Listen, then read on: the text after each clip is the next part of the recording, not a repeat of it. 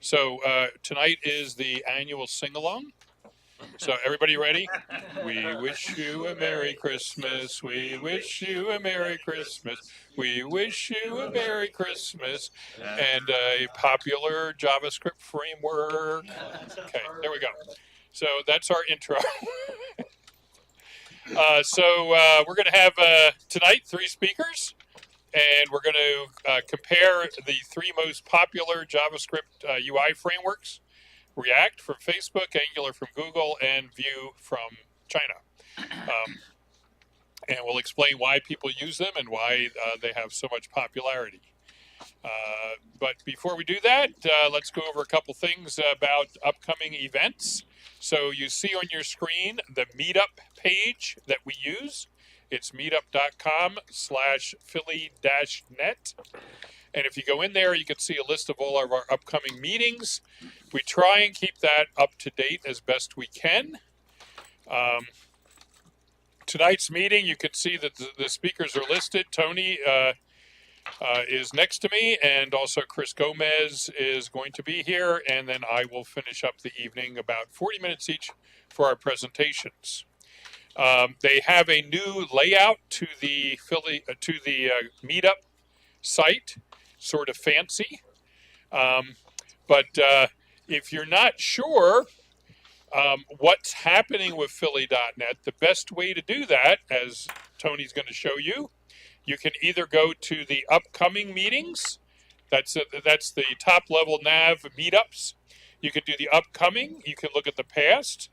We don't have any proposed right now. I'll try and figure out how that works. But the thing you want to do, if you go back to where we were there, at the top right-hand corner, you'll see a thing that says calendar. And if you click that, that will actually show you a good old-fashioned calendar where you can go month by month, and you can see what we have planned. So as you see, we had 2 meetings in December, and typically we have a hands-on lab, which we did 2 weeks ago. And we have a monthly meeting with just presentations like we're doing tonight. Next month, we continue on this vein. And 2 weeks from tonight, we have a meetup where we're going to look in very deep detail into how React uses the Flux architecture. How many know what that is? Well, then you better show up. But we're going to look at the products Redux and RxJS. And remember what we've been learning about React. You'll see this sometime during the talk tonight. But when you go to access data in a JavaScript framework, the data has to come from like an HTTP request. And it has to get stored in the JavaScript data space. And what Redux does is it sort of makes like a local, sort of like an in-memory database. And that's what all the components look at to get their information. So that's what we're going to talk about, the first lab of 2018. And the monthly meeting, which we know who the speakers are. We didn't post all that information yet. But on the 24th of January in this room, Jeff Fritz is going to be the main presenter. Jeff Fritz, of course, is from the Microsoft Visual Studio product team. And he is going to talk about all the new things that have been released over the next 3 or 4 months on the .NET and Visual Studio areas. And we're also probably going to have a speaker that's going to talk about Kubernetes and Docker in Azure. How many use Docker? How many realize that all the cool kids are using Docker? So you want to learn it. Yeah, it's okay. And then if you move, Tony's going to move into February. And so that you aren't overly confused, in the first Wednesday of February, we have yet another hands-on lab. That lab is going to be a follow-up to what we're learning tonight. So the things that we're going to demonstrate tonight, there'll be a hands-on lab for that in the beginning of February. So you'll actually be able to do all this stuff and follow along on the steps and learn how each step works. So the last thing we're going to show you on the calendar is the March does not have a lab. It does not have a monthly meeting. It has a code camp. So we are finally getting, now that they've finished all the space here, we are going to get back in business. And I'm working with Rich Ross, who's waving from the back of the room. And we're going to put together plans to have very similar to what we did the last couple years here.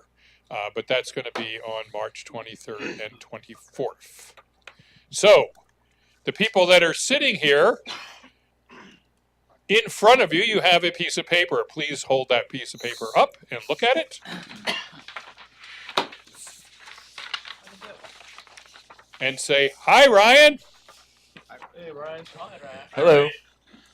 Hey, thanks, Bill, Tony, Rich, all the leadership at the .NET Meetup for giving us an opportunity to introduce ourselves and talk to you guys quickly today. Yeah, the literature in front of you is some information on our company. What company is that? Since the people in the broadcast can't hear see. The company is Intech. We're from Intech. Myself, Ryan Szyminski, and my associate over there, Greg Houlihan. We work in talent acquisition at Intech. And we just wanted to speak with you briefly about our company and give you some information. So Intech is a enterprise platform provider for loan origination. We're very unique in that we're kind of innovative within that space. It's kind of an environment that's been full of older technologies or old concepts, and we've come along and kind of reinvented that. So we're all about innovation. That's, kind of how we've made our mark. So you do payday loans online? No. It's a different kind of lending? No, different kind of lending. So, yeah, very, very different. Our applications work across the board for student loans, home loans. We develop internally 3 unique end-to-end solutions. And we're located just down the street in Malvern, kind of a stone's throw from here, really. So, we're always interested in talking with people that are enthusiastic about technology, plugged into the, technology of the day, specifically in the .NET environment. That is what we develop in at Intech as well. And which version of Visual Studio do you use? I am not technical, Bill. That's what they want to know. Right. So they're going to want to know that. They're going to want to know whether you're using MVC or ASP. We do use MVC. We do use ASP. I know that. Razor Pages? I do not believe so. Okay. Yeah. But really, what's driving me to be here is our growth. We're experiencing a tremendous growth at the moment. We, at our location there, we probably have 40 people doing development. We're looking to double that within the next year and a half. Development is the lifeblood of what we do. So our environment is a little bit different. It's all catered to development, creative thinking, getting into newer technologies, things that are going to keep us innovative and ahead of anybody that we're competing with in the market. So, if you're looking to get into, cloud or AI or any, new types of development, those are the types of mindset that we're looking for with the people that we bring in-house. Azure or AWS? AWS, I believe, at the moment. But like I said, do we want him out of here? Or? No? Do we? We're equal opportunity. Okay. All right. Well, we're open to creative thinking and ideas. That's kind of it. Our environment's set up that way. If it's developing an innovation lab internally, where people can put heads together and come up with new concepts and ideas. We have, collaboration rooms where you can whiteboard on the wall, the desk. It's all about, getting together, sharing ideas, that sort of thing. That's how we kind of stay ahead of the game. But we're looking for new people. Myself and Greg will be here tonight happy to, obviously don't want to interrupt the conversations you guys are going to have, but if if you're interested in setting up a time, that's convenient for you, where we could contact you and talk to you about opportunities that we have internally, we'd definitely be open to that. If we have a sheet where you can put down your contact info, and we'll be discreet about contacting you. It's kind of on your own time. I promise we're not gonna hound you. We just if you're looking for an innovative environment, if you're working somewhere now where you're stuck and siloed, heads down development, you're not being creative, your ideas aren't being utilized, you feel you're not reaching your potential, we're looking for the next wave. We're looking for people that can come in and push our product further. So that's pretty much it. Appreciate the opportunity, Bill, Tony, and big hand Yep. for NTech for Yep. paying for Thank you. Framework. Yep. And please talk to these two guys tonight. And remember, if you get a job there, interest-free loans for life. I wish. You can always promise. All right, so bring your buddy up here. Come on. Oh, I'm sorry. I was No. supposed to introduce. No, well, let's make him do something. So, who's the first speaker tonight? This will be Tony, And what's he going to talk about? Angular. Woohoo. Okay, well done. All right. Can I put the lights down, Rob? Is that okay? Rob asked me to turn the lights up because I guess it was kind of dark for the presenter. So, as Greg and also Ryan and Bill mentioned, my name is Tony. I'm going to be talking about Angular and not AngularJS, just regular Angular. So where I'm going to start is not in the code. This just happens to be the code, but I'm actually going to start with what this application is. If you've done the Angular Heroes application, that's pretty much what this is. The company I worked for had a master's course, I guess you could say, and basically I recreated that Angular application that you would see on the Angular site in a .NET Core. I guess it was 1.1 or 1.2 at the time, and put Angular in it. So it's actually an Angular front-end web app with a web API. The web API is not fully wired up, so the data that you see, and I'm going to show you this in the code, but the data that you see is actually coming from a list with an in-memory web API. I'm not going to dive super deep in it because tonight is really about comparing some of the basics of Angular, some of the basics of React, and some of the basics of Vue. So I'm going to keep it high level. If you have questions, you can ask me afterwards, or like Bill said, we're going to have that hands-on lab so we can dive in then also. So let me just show you this app so that as I then show you the code, you'll know what I'm talking about. So this initial thing is obviously the dashboard. It shows some of the top heroes. It just does a selection on them.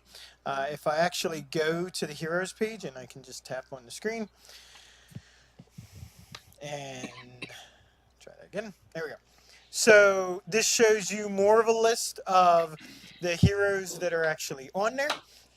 If you then, like if I want to say, because I consider myself a hero, so I just do that and I can add it. You can see that, again, this is being added to the list. It's number 21. It's actually an in-memory list. So if I was to stop this application and start it, it's not persisted. If I remove a hero, like, I'm not really into Mr. Nice. So we got rid of him, and I can edit a hero. Like if I just click on this person and I say I want to view the details of that person, and instead of Narco, I call him Marco. And I hit save.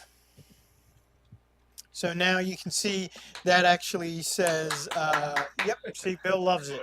So it's not done yet though, Bill. So, and then I go back to the dashboard, and you can see Marco is actually the first one. So one of the things that you'll want to notice throughout the whole thing is the URL. The URL has changed from AngularJS. If you remember, used to have like a hash sign, pound sign, whatever you want to call it, in it. As you jumped around the pages, you'll notice it just says /dashboard. If I go to heroes, it just says heroes. If I go to like one of these heroes in particular, view details, it just says /12. So there's no more, it's a prettified URL, which you could have done in AngularJS, but they've made it just part of it now. All right. So the basics of this, of what Angular is. So when you write an Angular application now, it's actually, you need to know TypeScript. So that's the first thing that you're going to notice is a lot of these files, and I think they show up okay on here, they have a .ts. You'll notice there's a lot of .ts.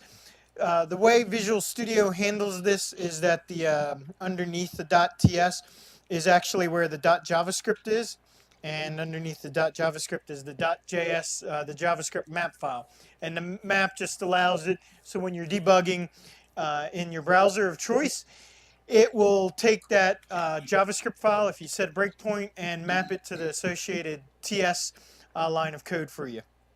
So you'll also notice some of there's different ways to load the information, to load your application really.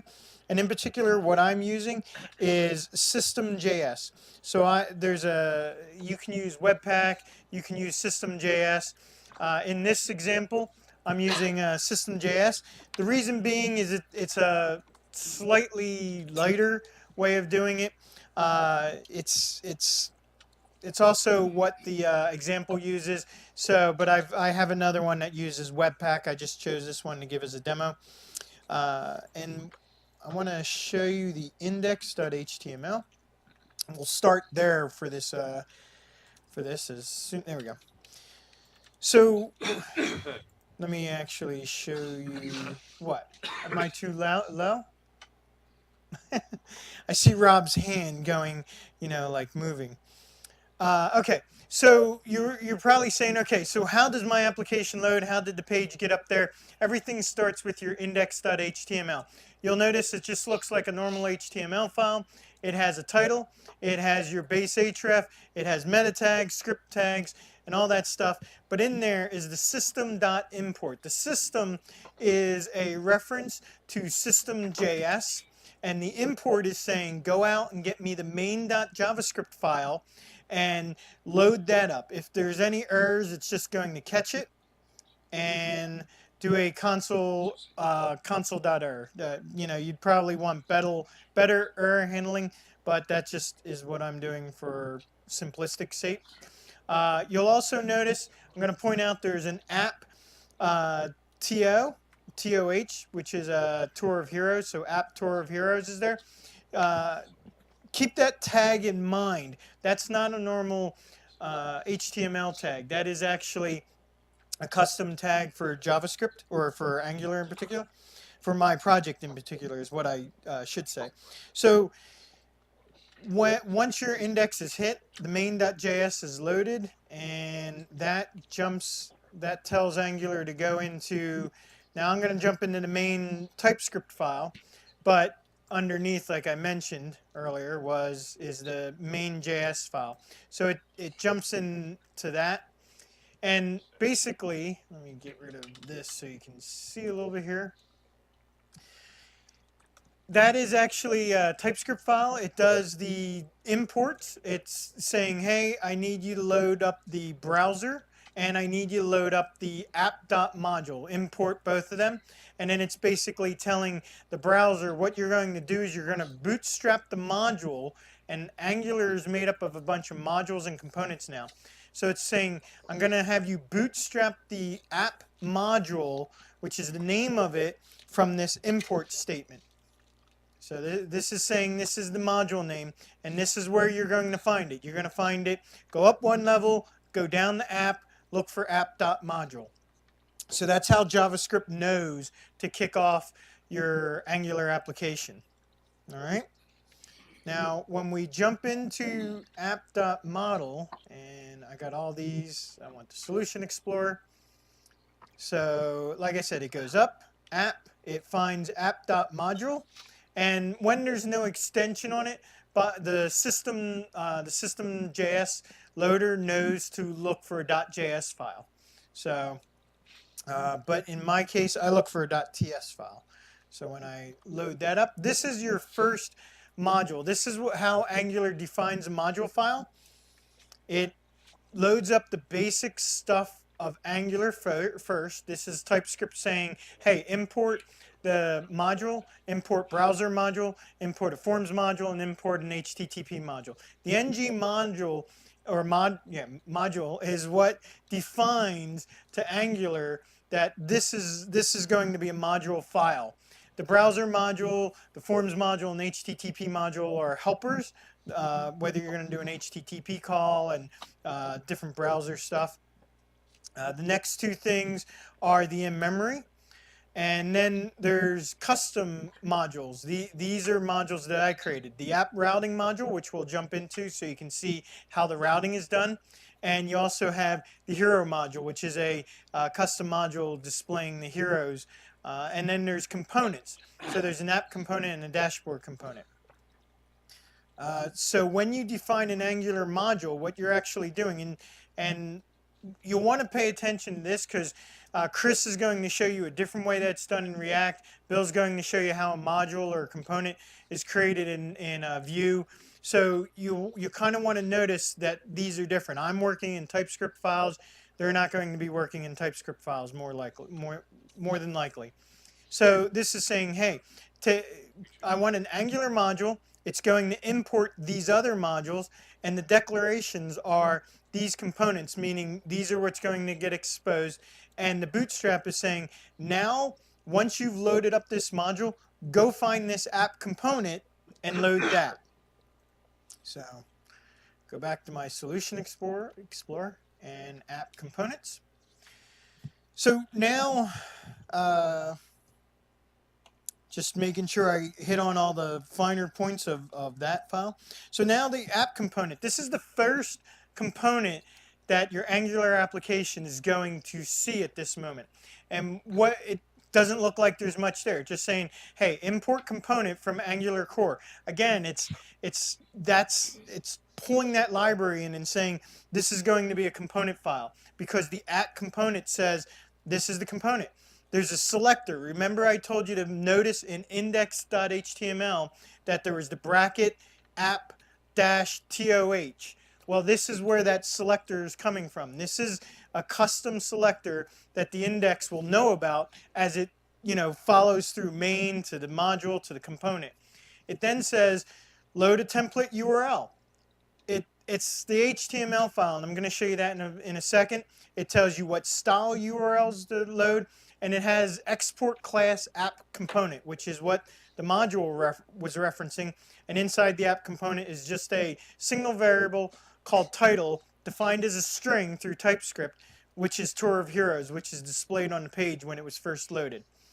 Now you could either have a template URL and styles URL, or you can actually have your template defined in line.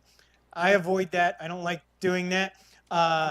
It's my preference, and it's also Angular's preference to kind of push the HTML out to a separate file. You'll notice later that React has a different way and Vue also has a different way of doing that. But the preferred Angular way is to push the HTML into a template URL and then just reference that. Same thing with the styles.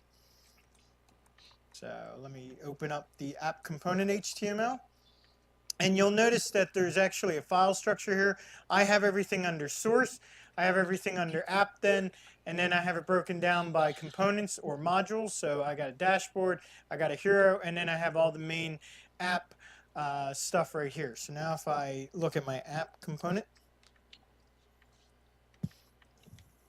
inside here, this is what you would expect out of a normal HTML file. Nothing special other than the router link. The router link and the router link active and the router dash outlet, those are actually Angular references. The router link is saying when somebody enters /dashboard or you're directed to /dashboard or somebody clicks on dashboard or heroes, this is the URL, this is the route that you're going to follow. So router link equals that slash dashboard of heroes, that's the URL that you see. The router outlet is the location where when somebody navigates, that's where Angular is saying, this is where you're putting the information. So far, if you've followed this, index.html has an app TOH selector.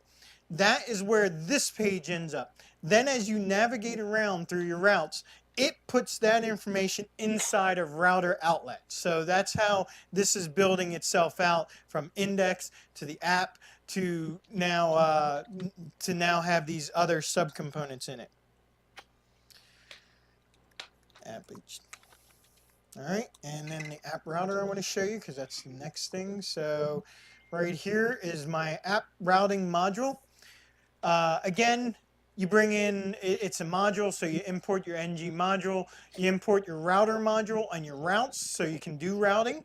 And then you have to import your components that you could potentially navigate to. So I've imported my dashboard component, I've imported my heroes component, my hero detail component. If you remember when I was clicking around, there was the dashboard choice at the top, there was the heroes choice at the top. When I clicked on the heroes, I could then navigate to that heroes details and edit them. So that's why I brought in those three components. I then define my routes. My routes are defined in this array, and I have a default path, which would be the empty path, and it just basically says redirect to / dashboard path match full. So that's just saying, you know, take this and move this person here. If the path is dashboard, you don't put the slashes in for your paths, but if the path is dashboard, it's going to go to the dashboard component, which I had imported. If it's heroes, it's going to go to the heroes component. If it's got detail / some ID and the colon says I'm bringing in a variable, or I expect a variable of something, so it's not a constant now. The detail is a constant, colon something is a variable. It's now saying go to hero detail component, and hero detail component expects a variable to come in. And then you define your module. So you say, hey, my ng module, it imports router module .4 routes, and that .4 routes is what's actually defining your routes. It's Angular saying, I'm now going to take that array of routes that you've created, and I'm going to store it in memory so that when somebody clicks on it or somebody puts the URL in there, I know where to navigate to. And then you export the class app routing module. All right. So now I'm going to dive a little deeper in and show you the dashboard and how that stuff gets in there. So if I look at the component, I got to open this up a little bit more if I can get the arrow to stay. There we go. Wanted to make sure I got the TypeScript file. So again, this is a component now. It's got the ampersand component right here telling Angular this is a component. Again, it's got a selector. So anytime that there's going to be a dashboard, and I'll show you where that's referenced, but there's going to be a selector for the dashboard. It imports the HTML. It imports the style URLs. And this has a little bit more now. Now it has a heroes array defined. It has a constructor that's saying, hey, I'm going to take in a hero service. So it's your dependency injection is occurring right there. And the ng on init is basically saying, define this heroes.service.getHeroes. You know, that line there, I'll highlight it for the people on the video. This line here is basically saying, you know what? This hero service that was injected right here, I want you to execute the getHeroes method, and then I want you to slice it. I want positions 1 through 5. That's actually just taking the 4 because it's taking 1, 2, it's starting at 1, 2, 3, and 4, and then it's stopping there. So, and I probably said that order backwards, but it's just taking 4 of them is really what that slice is doing. And you saw that when you saw that we hit the main page, was only 4 of the big block heroes were displayed at that moment in time. So when I jump into, let's go to the hero service, which is now in here, and hero service.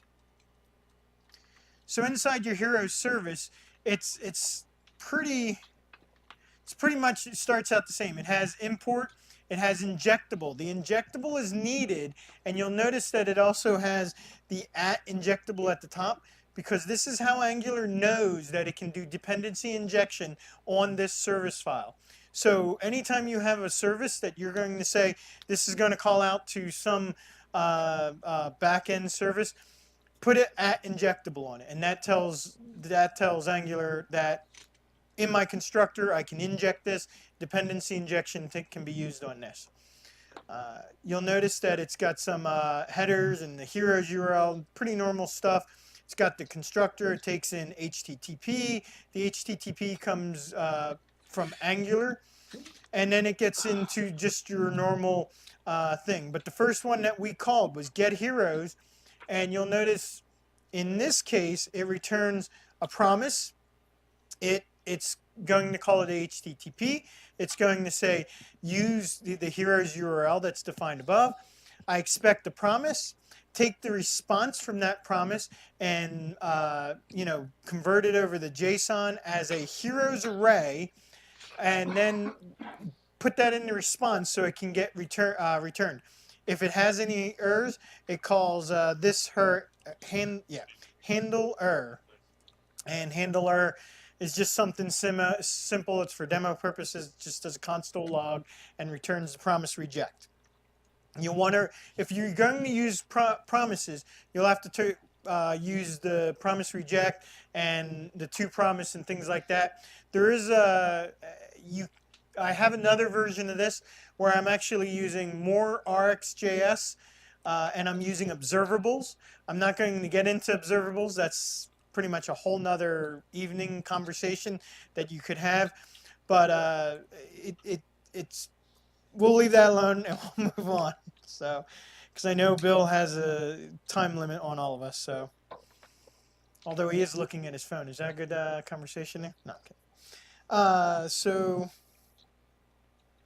And as I mentioned, it is using the in memory. So the way that gets at, let me go back here. So when it calls the heroes URL, the heroes URL is just API/heroes, which is basically saying go off to this in-memory data service. And again, this is just exporting a class. This isn't a module. It's not a component. It's just a class. It's just returning data, and that was the data that you saw. There's Zero, Mr. Nice, Narco, all those names that we saw with the IDs. This is where it comes from. And when I do gets, and even when I do updates and saves, this is going to be put in memory, and then it's working against memory at that point. And that is not Angular in particular. That just happens to be that I'm using an Angular in memory web API. I have another version where it's actually using a normal web API. I just didn't show that because there's a minor issue with that one. All right, now if I jump into the heroes component as heroes component. This one is a little bit more in depth. You'll still notice that it's an @component. It starts out with that saying, hey, this is a component. It has your selector, it has the HTML, and it has the CSS.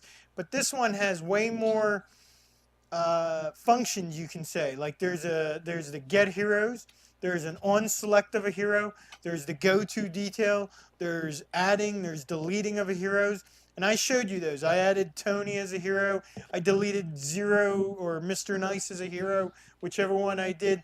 I clicked on one of the heroes and I went to the details and I showed you all that. And all these functions are actually used in the HTML of JavaScript. And you'll notice that I I jumped into the hero search. That was not the one I meant to grab. I meant to grab the heroes component HTML. All right. So here, there's the hero name, and here's the click. So when Angular wants to set something for like on click or some other event, it basically says use the parentheses, put your event name, click, in those parentheses, set it equal to something. In this case, I have a button that says add. It's called add, and the on-click event, Angular says put in parentheses in the word click equals, and then I'm taking add, calling that function which you saw inside my TypeScript file. Hopefully you saw it. If not, I can go back there. And it's taking whatever value is in hero name. Hero name is this input up here. And it's passing that into the add function. And then the add function behind the scenes is calling a hero service to add it and to move on. The heroes, the array of heroes is this. And again, for Angular, Angular puts special commands inside of HTML. So it mixes, I guess you could say it mixes JavaScript and HTML together.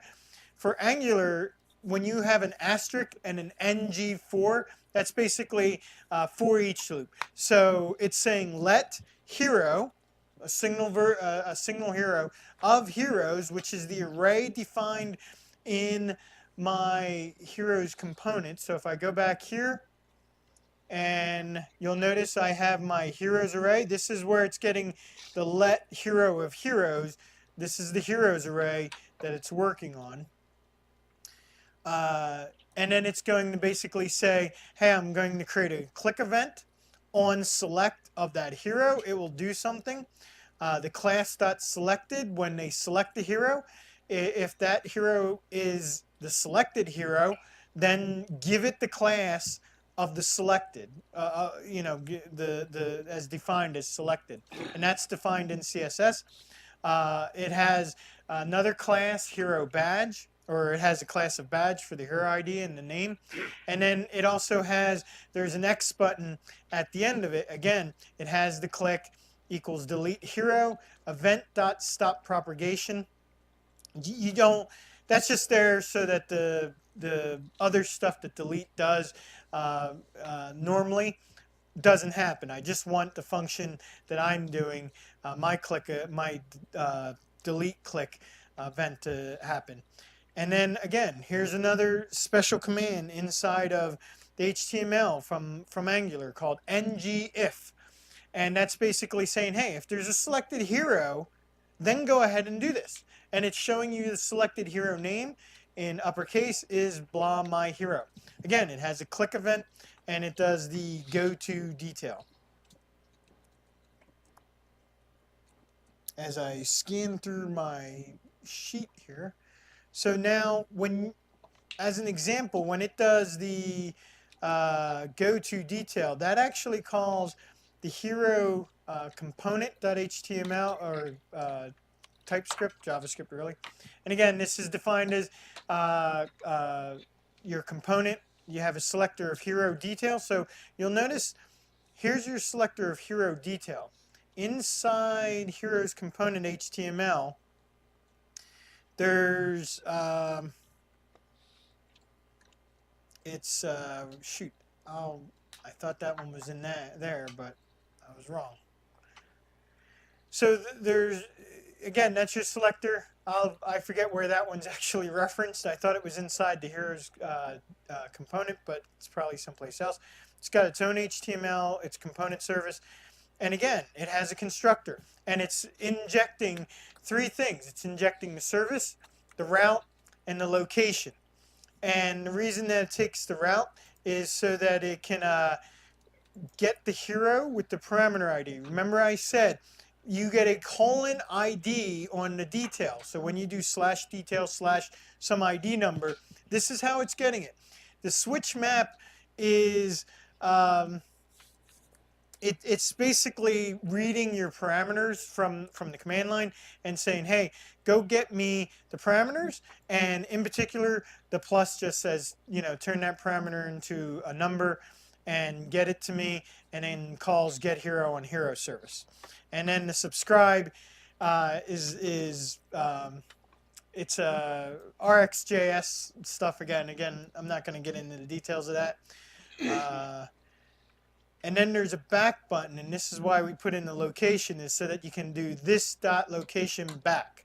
So when you hit back, and I didn't show that in the demo at the beginning of the application, but basically, there's a back button someplace up there, and it does that. And then the save again does this dot here service update, and once it updates, it goes back to the wherever it was called from. All right, let's grab one more thing that I wanted to go back and show you. So there is a hero module.ts. So not everything, like I have everything in one solution. You could actually have your app, you could actually have an app component or an app module, and then you could have a hero module, and then you could have a dashboard module, and these could all be separated, and you can call them in separately, because modules are what are the building blocks, and components make up modules. So in here, you'll notice that I import the normal Angular stuff at the top, and then I import everything that's specific to my hero, the detail, the component, the search, and I also import the service. And then I say, okay, my declarations, and what it is saying by these declarations is Angular is actually saying these are going to be exposed between the declarations and the exports. These are going to be exposed throughout to another module, to somebody else who's calling me. And the service, because it's a service, is exposed as a provider instead of a declaration. So that's, you can create your own modules, and then you can expose what you want. Not everything needs to be exposed. Maybe there's something that's a private component for the heroes module. In my case, there's not. But maybe there's a private component for your heroes module and you don't have it exposed. So this is how you get things modularized, and then you can expose things out as you want. And you'll see that where I actually call the hero module, just to backtrack a little bit, is actually in the app module. I actually do here.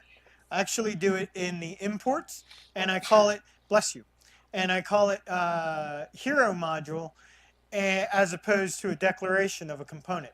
So that's the difference of, hey, I want to bring this other module into my module. You're going to do it through imports. And whereas and you'll notice that because the browser module, the forms, the HTTP module, even the in-memory module are all modules that are Angular based, and that's how you get it into your application. The declarations, the app component and dashboard component are exposing them, and the app component, like I said, is being bootstrapped there. So that's kind of high level, the Angular as it stands now. This is an Angular 4 application. I haven't updated it to 5. It's actually running in like I said, a .NET Core solution. So I bring that over and I go up. Pardon me.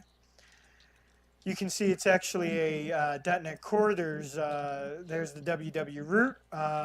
I actually use, and I don't know if Bill will go into this or Chris will go into this, I use gulp files. I have gulp tasks set up that will say, hey, when you run this, go clean, go compile, go move this. Actually, it's not compiling. It's taking the JavaScript that's getting transpiled as I code.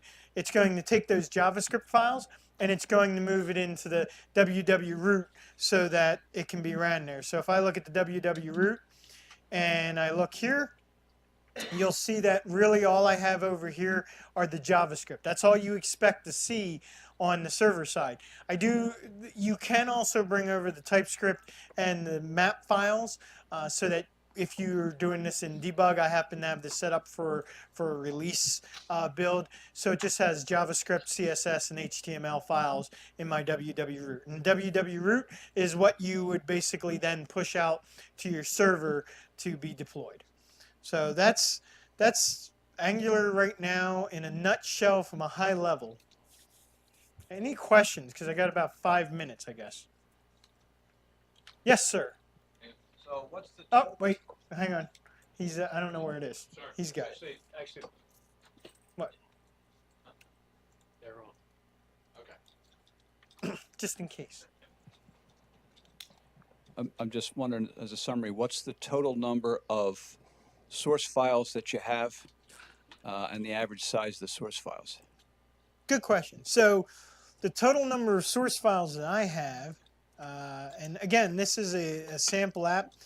So I have now. Are you talking just TypeScript, JavaScript, the map files? I mean, are you talking all of those? Everything. All right. So, I probably, because of the TypeScript, the map, and the JavaScript, there's probably like easily 25 or more files here, easily. Probably closer to the 50 side.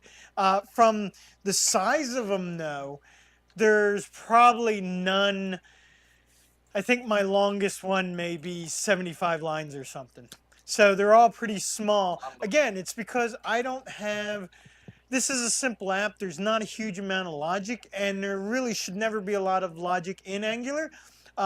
If you notice, a lot of times it will go, the component calls into the service calls out to some web API or some WCF. So a lot of the heavy lifting is going to be done on the backside. The web API, that version that I have, has has less of the stuff than I have now, even in this one. So, did that answer your question? Yes. Yes.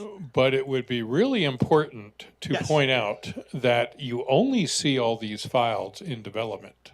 Yes. When you deploy to production, the whole thing gets minimized and compressed into maybe 6 or 7 files.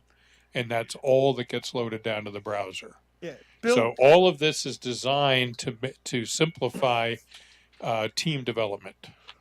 Yeah, Bill does have a good point. I do use gulp files to kind of package up the stuff in www root. Real men use Webpack. But whatever, Webpack, gulp, Webpack, whatever. But the one thing that I do on a normal production environment, because we use Angular where I work also, is we actually take even those files, even just the JS files from the www root, and we actually create a bundle file for our application, a bundle file of the CSS, and a bundle file of the vendor. So we actually just give out 3 files that we push out when somebody hits our servers. So Bill has a point that an end user is only going to see 3. This is really for development purposes. So. All right, big round of applause for Mr. Tony Verguldi. You. Okay, Mr. Houlihan, where are you? So, how many positions are open at Entech in the coming months? So I'll tell you guys a little bit more. We are looking to add at least 10 to 15 developers by the end of Q1. We are looking to double our development staff by the end of 2018. I don't know if we got into the technology. Like I said, everything we do is full stack, so we only hire full stack development. So you'll be across all of our applications, all of the front end, middle, back, the whole 9.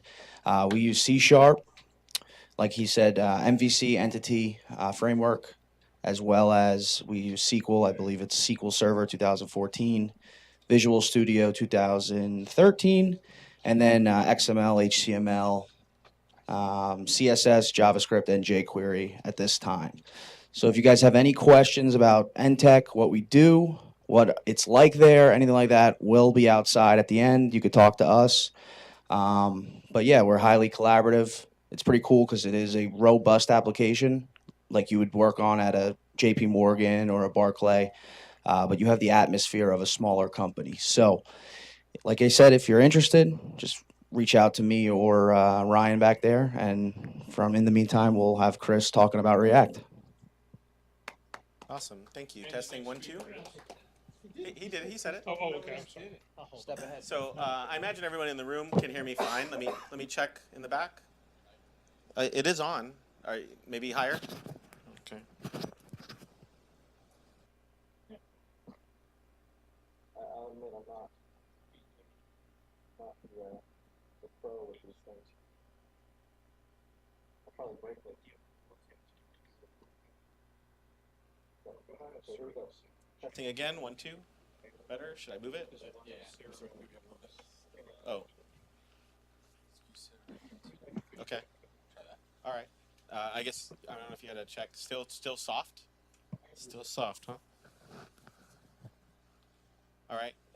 Maybe Rich will boost it a little bit, but sounds a little better now. Maybe. No, still soft, huh?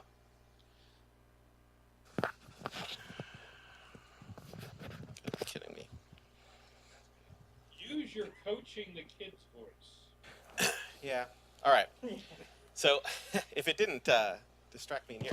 All right. So anyways, we're going to talk about React. My name's Chris Gomez. You can see a lot of information on there on Twitter.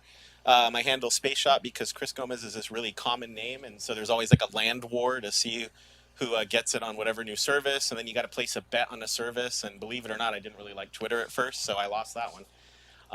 My Xbox Live gamer tag, though, is Space Shot. So I try to get that in other places. You can find my blog at chrisgomez.com, and if you have a question afterwards, I do feel like I kind of won the internet because I got chrisgomez.com, so you can reach me there at chris@chrisgomez.com. And another kind of innovation here is going to be streaming on Mixer, just like this group. Just do like live coding, and I'm actually going to start out with SignalR in .NET Core. Haven't gotten a chance to look at it yet, and so I'm actually just going to turn on the stream, and whoever wants to join in, we can figure out SignalR. It'll be a lot of fun. So I'm going to run through this real quick. You know, I've been coming to Philly.net since 2008 and wrote software a long time ago. I wrote a Press Your Luck cone. Anybody remember? No whammies, no whammies. Stop. That was a lot of fun. And I'm part of a podcast, the Static Void podcast. We just recorded last night and try to record every couple weeks.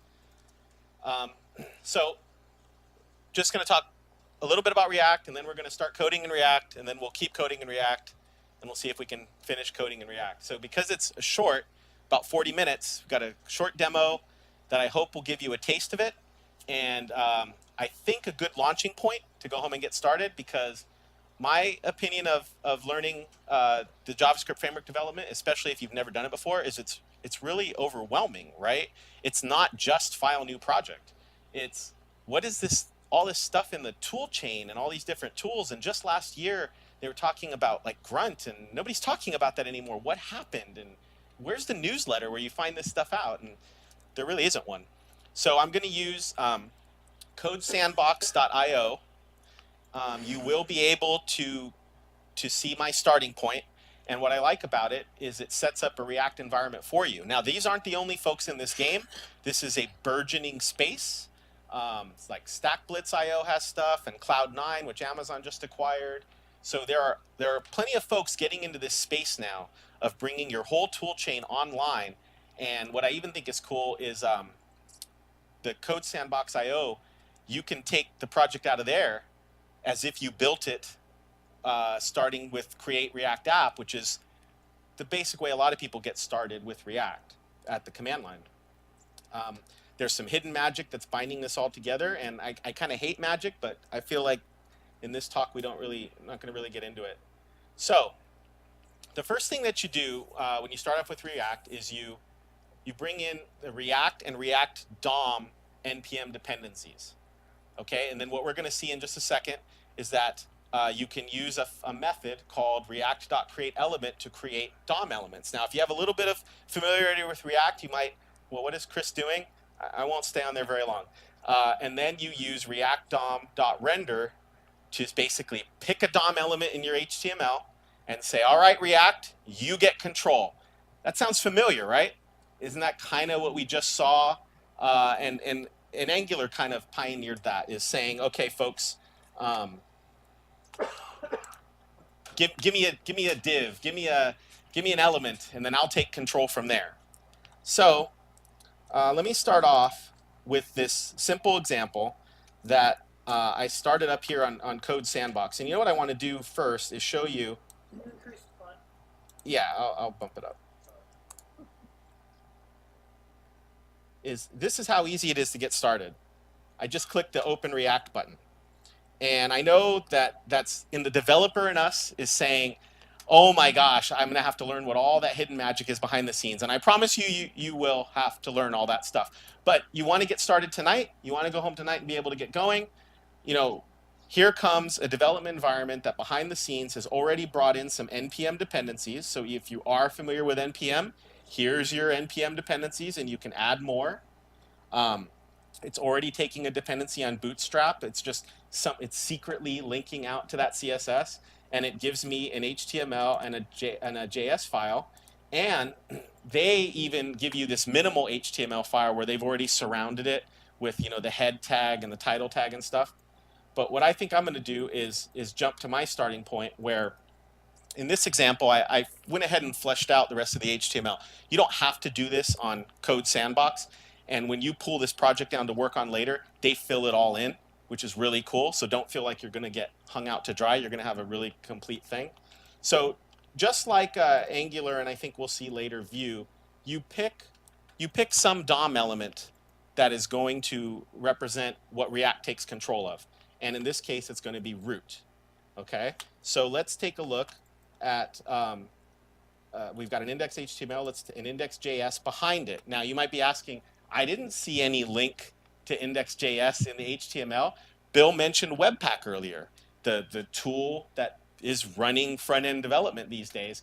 The Webpack magic that is being completely hidden from me here is basically saying that index.js is the entry point for this app.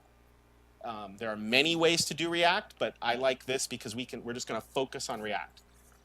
So I have to import, as I said earlier, I mentioned React and React DOM. I import those modules.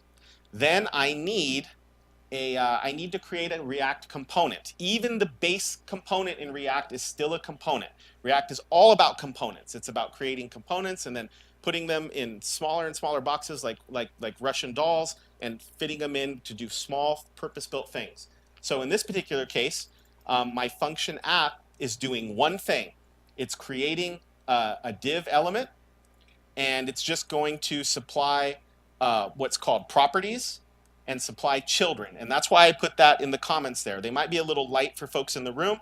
So the create element method wants to know what kind of element are creating, and I'm saying a div. And then what are the props? Props, what are those? So I've tried to give a definition. It's an object that contains properties the component might use when rendering. You can think of it as the input to the function. That's one way to think of it. It's not one way, though. You can choose to pass in functions. You could pass functions as part of your props object. And in other words, passing implementation into the component. Component, I don't want you to know how to do something. I'll tell you how. And then finally, children are parameters.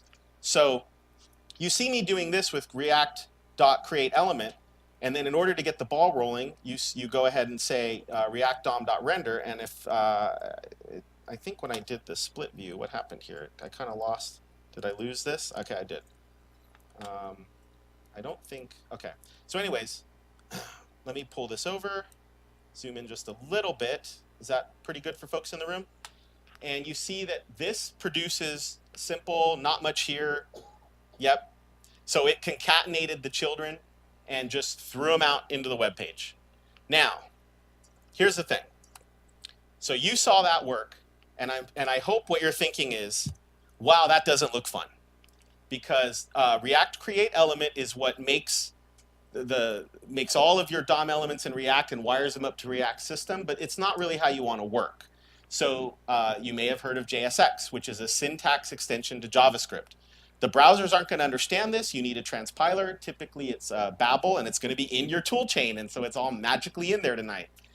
Let's see. Do I want to move on, or yeah? Let's go back. So let's change this now. You wouldn't write your app function this way. What you would do is we'll go ahead and get rid of this stuff. We'll use JSX. And so now you can get your first taste of this. And this is where things really diverge from what you saw in Angular. This is going to look like I am just typing HTML right into my JavaScript component here. My base app component that is going to be the lowest level of this app. You know what? I didn't add a button, so let's go ahead and use the button element, and we'll say press here. And so magically on the right, everything's compiled and runs. And so the key here is earlier you just saw a couple strings, but that's not really what the children of a component is. It's the children of the component is really the elements, right? The child elements. So here you have a child div element, and then the div contains some stuff, raw text and some of its own child elements. Now, this is one of the first things you might run into is you might decide that, hey, I want to do some more work here. I want to do some more styling. So let me go ahead and add another div, and actually let's make it like a span, and we'll say hello, and we'll close that, and you'll get this error. Adjacent JSX elements must be wrapped in an enclosing tag. And that's going to hit you pretty early on. So I'm saving you some time here, because what this is telling you is that every component can return one element. Now that element's allowed to have children. That's cool. But what am I doing in this case? I'm returning a span side by side with a div. React says, by default, React says, no, you can't do that. If you are interested in doing something like this, there is something called React Fragments, which you can check out on your own. So in other words, what I'm saying here is that doesn't work. Not going to be able to do that. So this is the introduction to JSX. This is how most React developers are going to go to work. They're not going to use that create element syntax, which I could have done, and I could have created all these elements, manually, one at a time, and nested them together. No one's going to do that. So instead, you learn to embed what looks like HTML right here. And that first time I saw this, I closed React and put it away and said, oh my God, I don't want to mix my view with my code. That's how it felt. That's really not what we're doing here. And you'll see in a second that you try to stay very view specific. All right. So before we keep going, are there any questions? All right, cool. All right.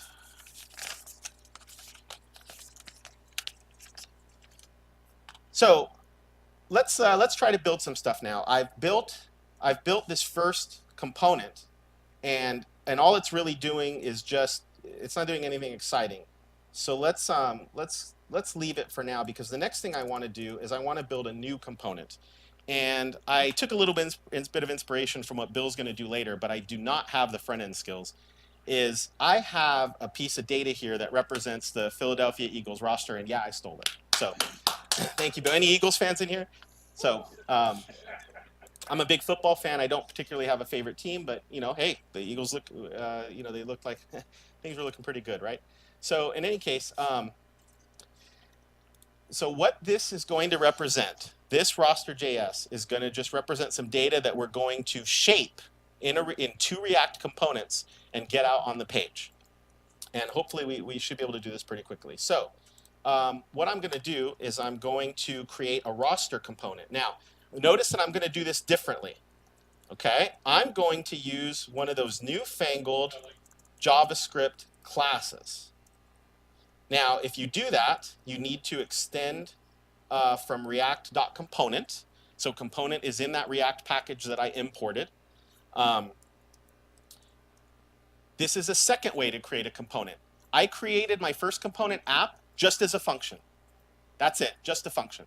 This one is going to be a JavaScript class. You can mix and match, or you can say, hey, I like a particular style, and you can go with it. Now, if you do create a JavaScript class, you're going to have to provide a render function. That's what React is going to use in place of, in the app component, that function you see there, that is the render function. So in this particular case, I have a different function. I have the render function in the class. That's the one React's going to use. It's going to look awfully similar, though, because what I'm going to do is I'm going to return a div, And this time, the roster listing is going to be like an unordered list. And let's see, I actually didn't want this to be a curly brace. So here's a React tip. When you start writing JSX and you want you try to keep your HTML looking like HTML you would write in an HTML file, and you indent it and everything, go ahead and surround that HTML by parentheses. And what that does is it prevents JavaScript's automatic semicolon insertion from kicking in here and making that return statement be kind of a naked return statement. So it's just something that you'll get in the habit of doing. Now,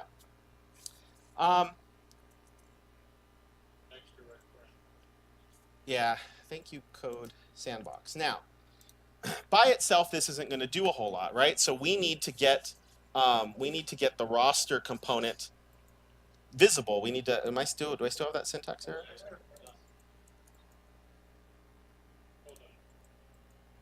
Thank you, everybody. Okay, so let's come back to our app component, and instead of this, press button stuff, what we'll do instead is we'll go ahead and we will include the roster component that I'm creating. So, let me show you some conventions that are happening here. First of all, I used a capital letter, and I treated it just like an element, didn't I? This new component looks just like it's some element, which might be a little strange, but that's the convention that you need to follow in React. And it's not just a convention, there's no way around it. Boy, this code Sandbox autocomplete is killing me, isn't it? So what am I doing here? What I'm saying is I want app to have a roster element, and I want to pass in a property that has an object called players. Now, I haven't filled out what this means yet, but we'll get to that in a second. Roster is going to get that players object in its props object implicitly. I don't have to do anything. I don't have to put it in here or pass it. I will just refer to it by saying this.props. So the problem is currently React is complaining a little bit. So let's go ahead and I'll give you a taste of what I'm trying to do here. I want to pass in an object called roster. In fact, but there's a problem, and the problem is it's saying, well, wait a second, I don't have that roster object yet, and it's because I really need to import it. Okay, so I have this roster.js here, and this is sort of cheating a little bit because all I'm doing is saying take that JavaScript file there on the back end and treat it as though it were a module. And all this thing does is export an object. So this is kind of simulating like you called out to a service, right? Why doesn't it like? Let's see, why doesn't it like that? Yeah. Still not happy. Players, players.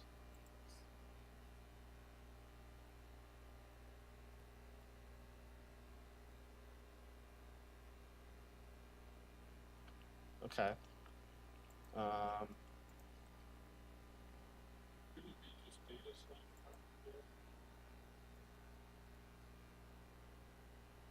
No, because I have to go back one folder.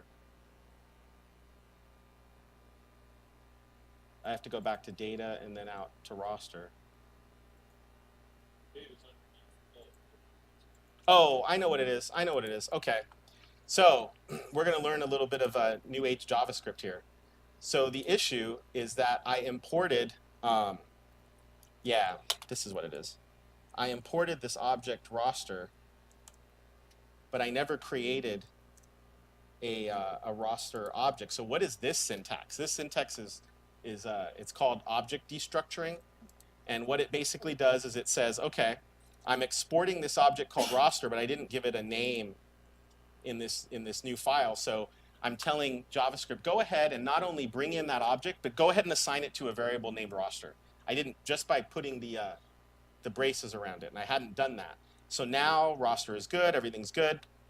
So I need to finish off this roster object. And in order to make sure we stick with time, I've got a lot of this stuff here ready to go, right?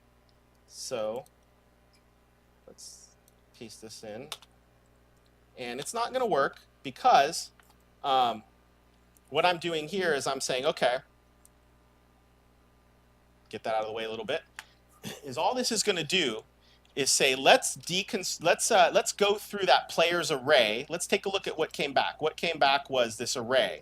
And it might actually be easier if I blow this away for now and let JavaScript, let it do its thing. And let's just take a look at what's going on here. So if I just do a console log for this.props, I do nothing else. You're like, well, what is this.props? Remember I told you that you can pass props into a component? That's what's happening down here. When I say roster and then players equals roster.players, this is telling you, this is JSX that tells React, I want the props object in the component to have a players object with this stuff. Just go ahead and get roster.players.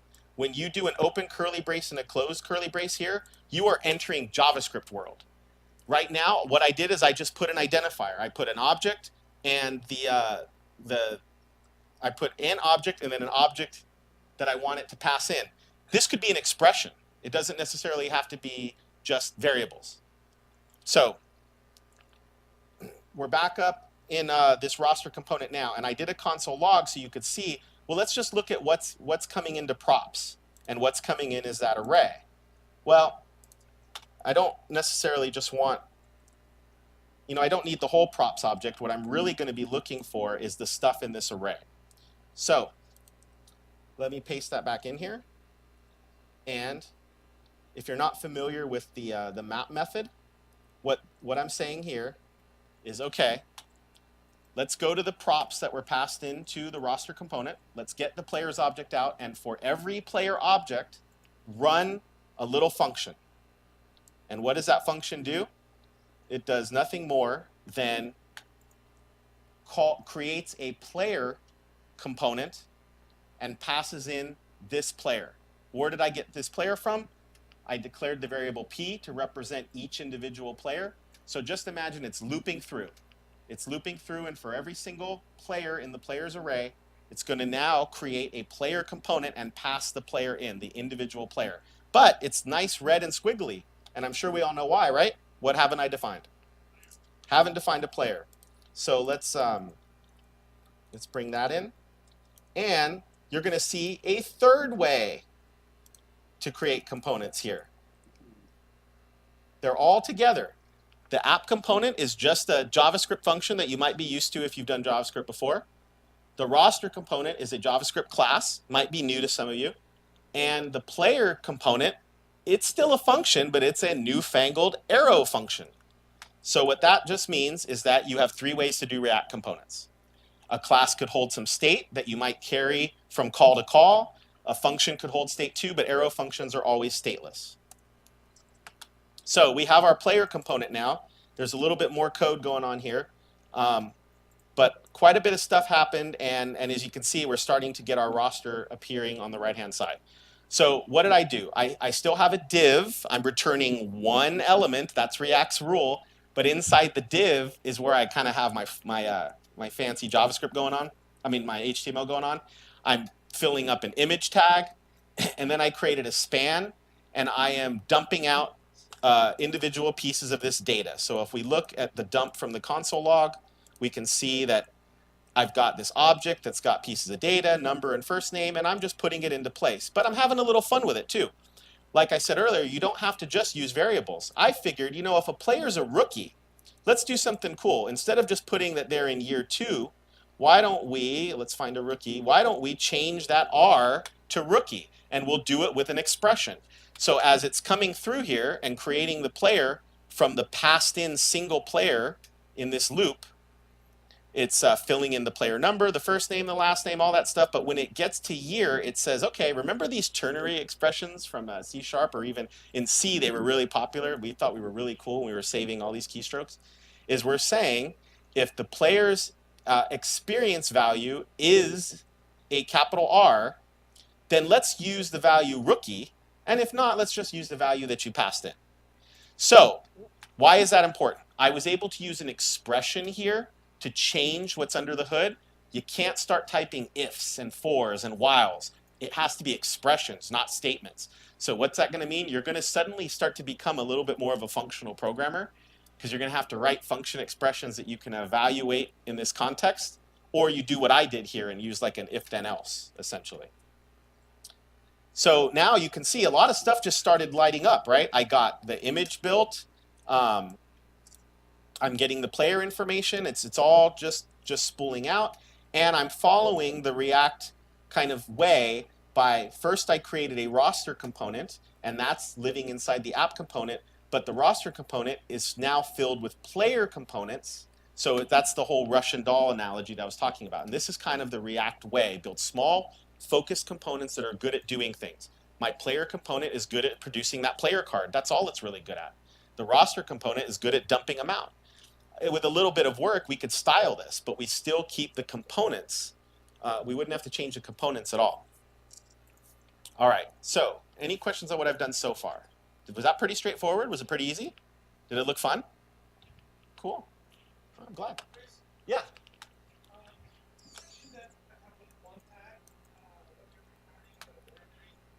Yes.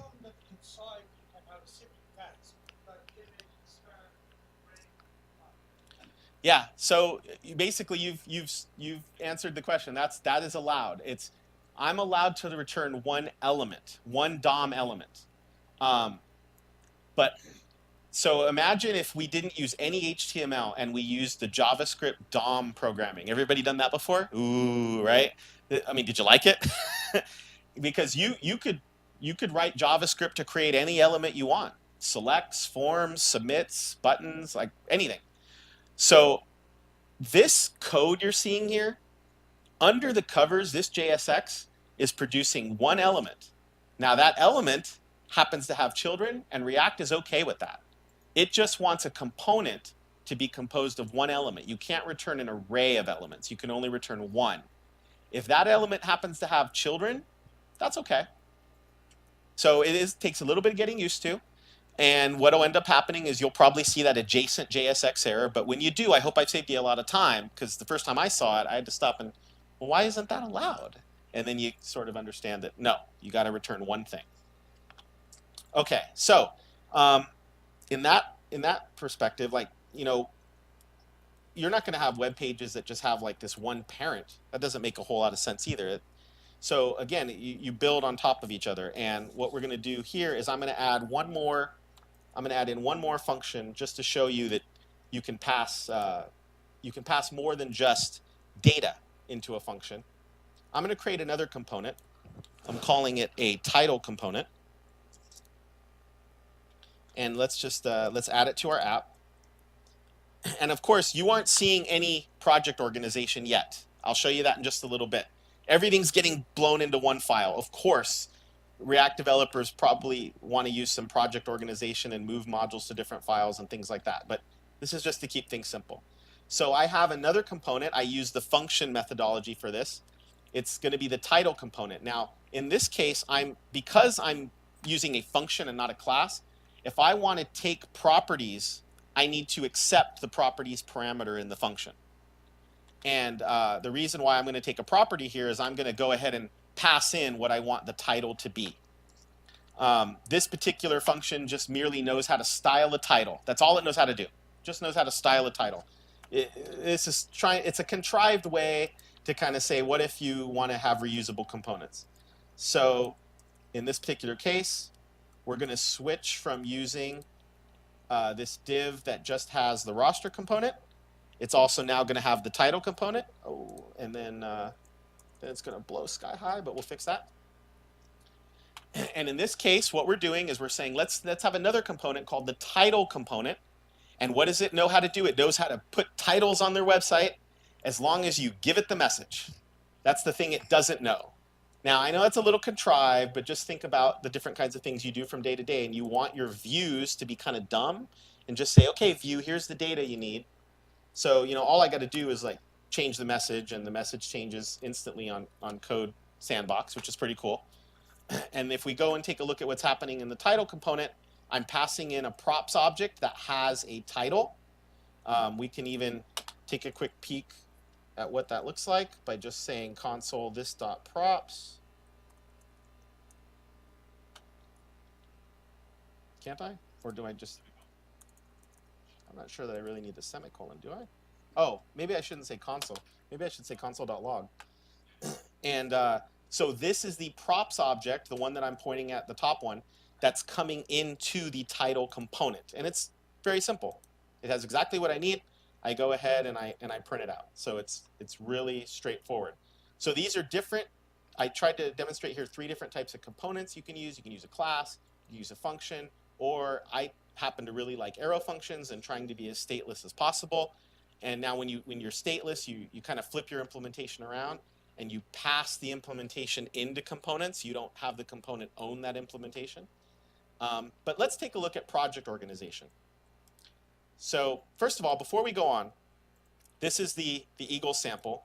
Bill's is way cooler. You're gonna love it in Vue because I thought the front end stuff looked great, and I couldn't steal it. I wasn't good enough to steal it. So in any case, any questions on what we did here? Was it a nice primer? Is there anything maybe we can clear up before I kind of look at project organization? Cool, awesome. I hope that's good. I hope that doesn't mean, what I hope it doesn't mean is everybody said, forget it, Angular review, I'm out of React. Go ahead. Oh, 8 minutes. I thought you had 8 questions. Yeah, we're good. We're good. We're finishing it up. So this is a tutorial that you can get on Code Sandbox. When you create your Code Sandbox account, which you just use a GitHub account to do, and you search in the examples for like routing, you're going to see a simple React router. And what I really liked about this one, and the reason why I wanted to show it to you, is it not only shows that single page application stuff, is it also shows you a pretty decent way to get started with organizing your app. So what's the difference between a Angular app that looks like it's a single page app with multiple, this is your traditional single page app. The page is not refreshing, but boy, does it feel like the web page is doing things, right? This is kind of the nirvana, and it's why we use these frameworks in the first place. How does it happen? Well, the way it happens, there are multiple router packages. People love different ones, so be aware of that. In this particular case, it's using the React Router DOM from NPM. That's just the name of a specific routing package.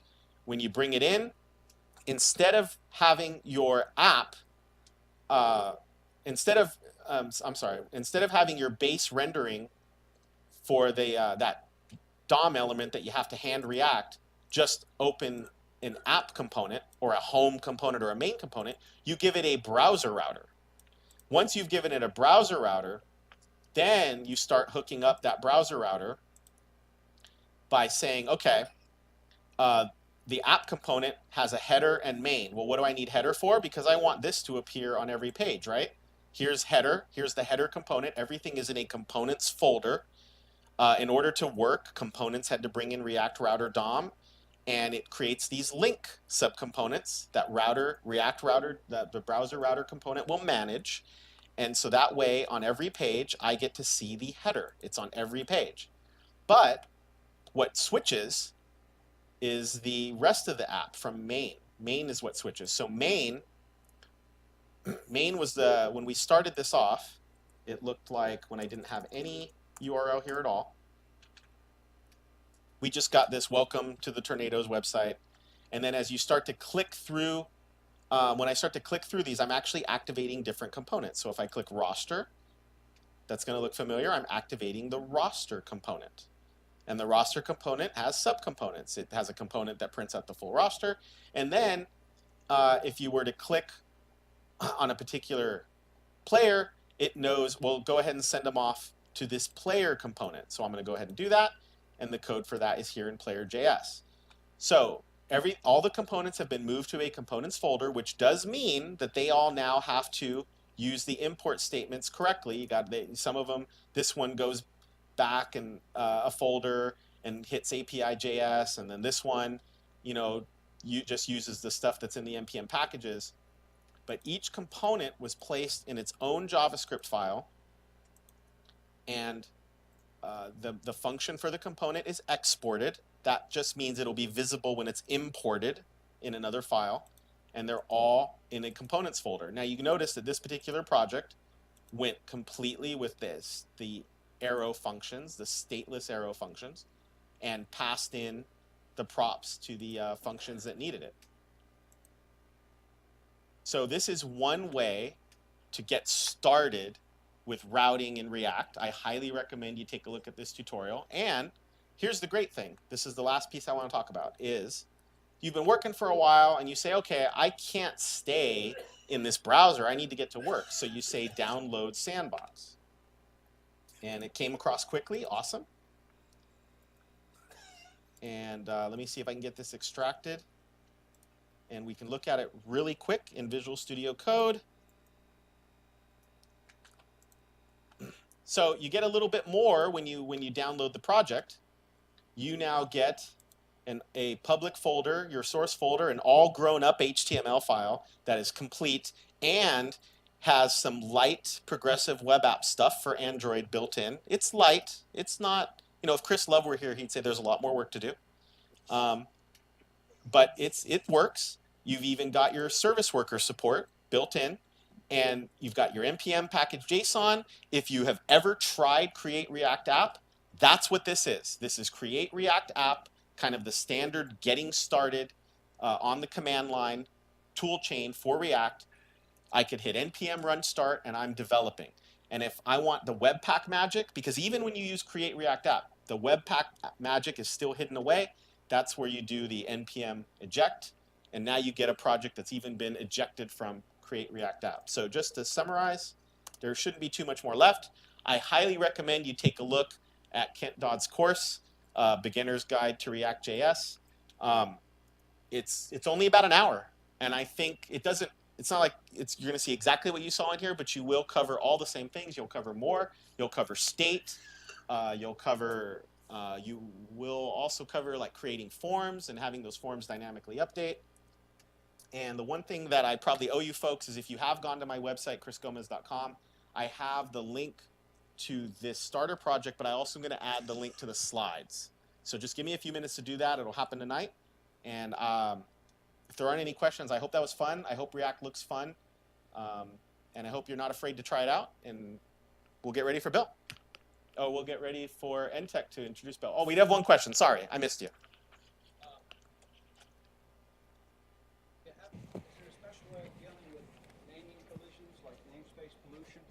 Okay, so is there a way to deal with namespace collisions and namespace pollution? So would you say like having multiple components with the same name, or this? Okay, so the fact of the matter is that you're not going to have multiple components with the same name. I mean, it's just not going to be able to tell it apart. However, if you're talking about variables within those components, this is just standard JavaScript where if you have those, if you either keep them private using the kind of the class stuff, or you don't allow it to be visible, they can be local, but it's still JavaScript. So it doesn't mean that you couldn't have a global variable living in one of these files that will wreak havoc. You could do it if maybe you don't use let, maybe you're not a big fan of let, or you forget to use var, or you use var in a function which doesn't guarantee block scope. So I would recommend sticking to let and const more to try and keep block scope going. That's probably my recommendation to avoid collisions. Yes, absolutely. Yeah, absolutely. I totally agree. That was a great question. I appreciate that. Let me get out of your way.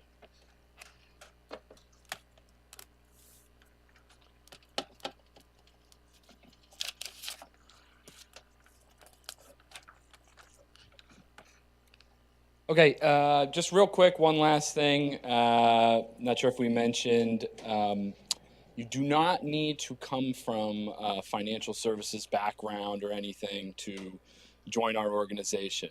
The fact that you guys are here tonight learning, investing in, knowledge about technology, that's the attitude we're looking for. That is what is important to us when we're looking for new employees. Greg is going to pass around a sheet that if you guys, it's completely optional, want to have a conversation with us at any point in the future, you put your contact info on, and we'll reach out discreetly. And that's it. Appreciate it, guys. Ladies and gentlemen, Bill, View. It is time for a different view. So, my name is Bill Wolff, and I've been doing all this computer stuff for like 38 years. This is, if you want to find me, just search on Microsoft MVP for my name, and it has a whole bunch of my story and things I've been doing recently, and some link information there. So that's a good way to find me. I've been running Philly.net for, I think we're up to like 15 years now. That's actually me standing right there. See, so you have my picture. And we're giving away prizes at Code Camp. But I'm here to talk to you about Vue. So why does Vue exist? Where did it come from? Of the three frameworks we're looking at, Vue is the newest. It is approximately 3 years, a little more than 3 years old. Where Angular started about 8 years ago, and I would say React is maybe 5 or 6 years old. So Angular comes from Google. It was actually created by an employee or contractor and then sort of brought in-house. React was created at Facebook to build some of their websites. Vue is actually made in China. And the reason it is, there was a young guy that worked at Google for a couple years, and his job was to build part of the websites, the public-facing websites Google has, using Angular. So he had certain things he liked about Angular, especially the MVVM pattern, and there's some things he didn't like about how the programming structure worked. So he decided eventually to leave Google and create his own community open source project that he thought added the best parts of Angular, but with the speed of React.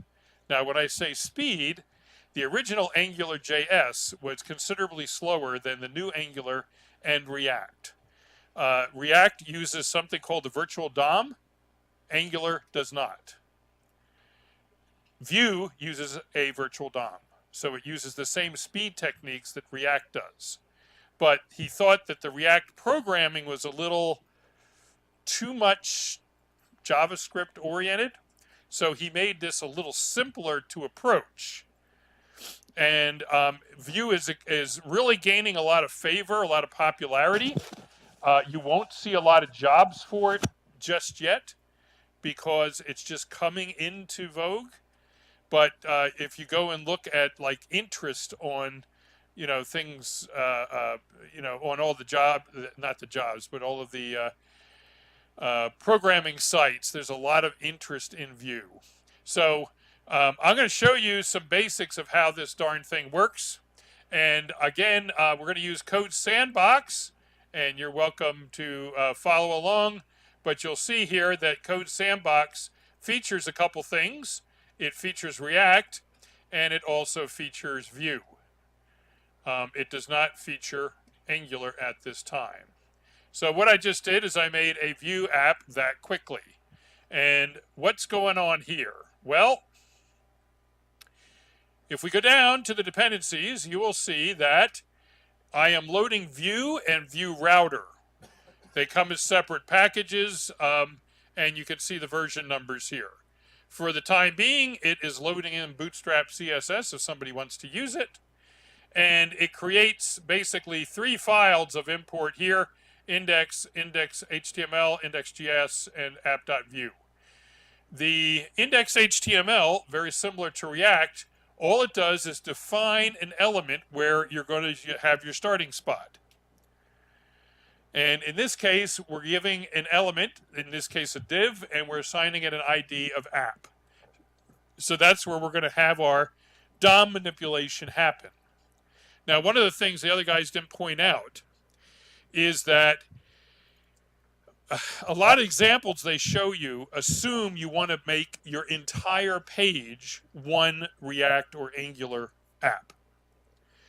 And what you're going to find when you work with Vue, it's a lot easier to put little rectangles within a page, even inside an existing web forms page or a SharePoint page. And it's easy to point at a particular element and have Vue process and do the work there. So that's one of the reasons I find favor with Vue is it's a lot better working and integrating into legacy environments rather than building a greenfield application with a single page. So what does index.js do? Well, it's pretty simple. You import Vue, and behind the scenes, it's actually loading Vue.js, which is about 75K in production. I'm importing app. App is actually in the app.vue file, and I'm importing router. Technically, I don't need the router, but they just figure most people are going to use it, so they throw it in the example. Now, similar to what Chris showed you in React, we have to start somewhere. So what you do is you make a Vue instance. The Vue instance then has to have a place to point to, and that is done with the property EL for element. And basically pound app means go find something with an ID of app.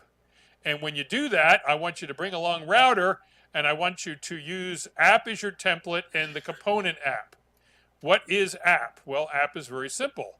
App is going to have three things in it. It's going to have a template section. That is where you put your HTML. It's going to have a script section. That's where you put your code. Wait for it. It's also going to have a style section. So you can have one of each of these in a Vue component. So this is a Vue component. And it doesn't have as much coding ceremony as Angular does. Basically, all you're doing is you're saying, export this thing, give it a name. Its name is app. Well, where does the name fit in? If we go back to index.js, it becomes that. So I'm basically giving a name of app, and that becomes app with an uppercase. Okay? Now, style, that's pretty simple. It's just doing a whole bunch of nonsense here with your fonts. And then up here, it's doing something.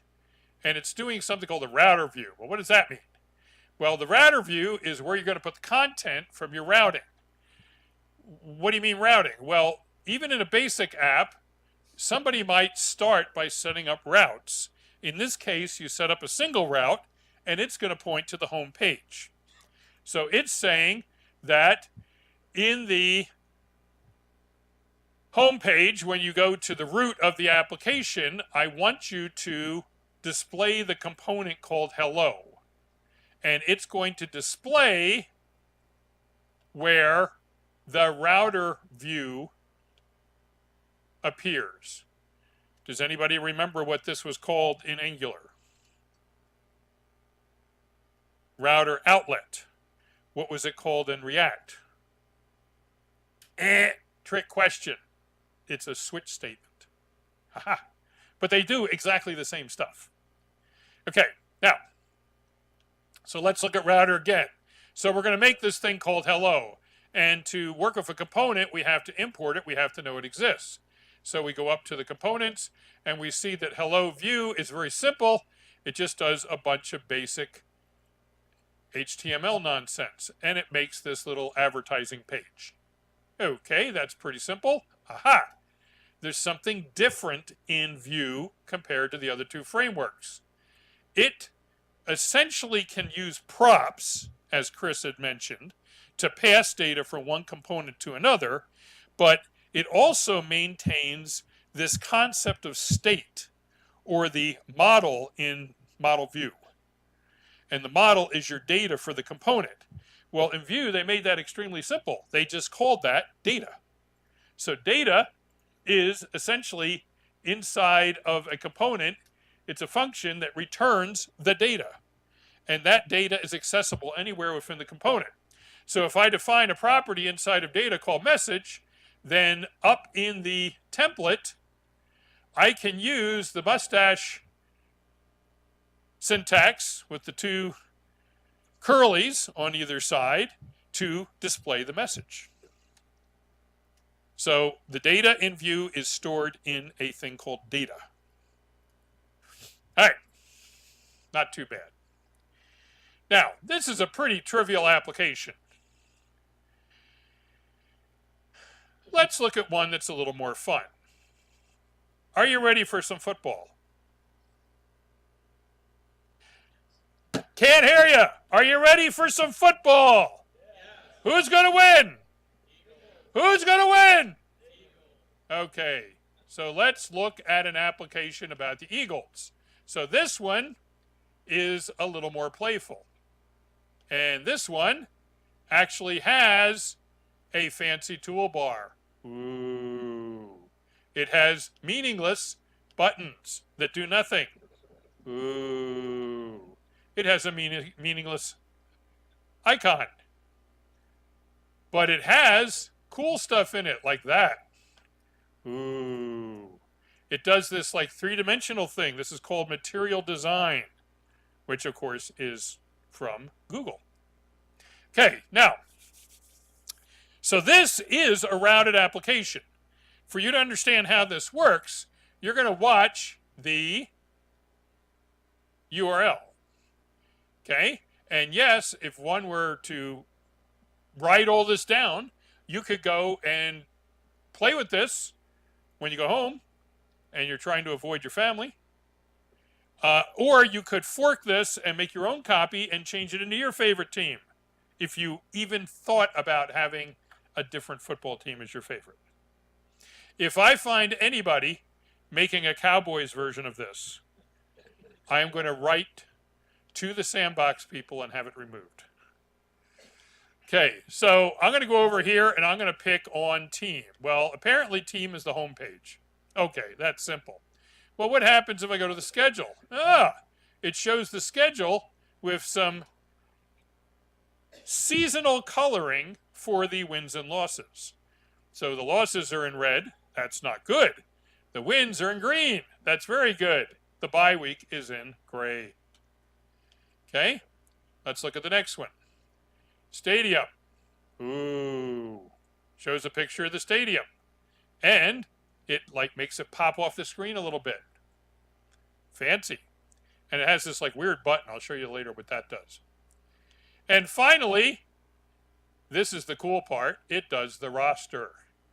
And the roster has little cards that pop off the screen. And this actually works with responsive design. And what I mean by that, if I go like this, watch what happens. Oh, let's do this. So see if I can put the... It may get confused. Yes. So what it did there is it automatically lined them on top of each other. So all that is sort of built in. So let's look at the code of how this was built. So starting like I did with the other example, we're going to go to the dependencies.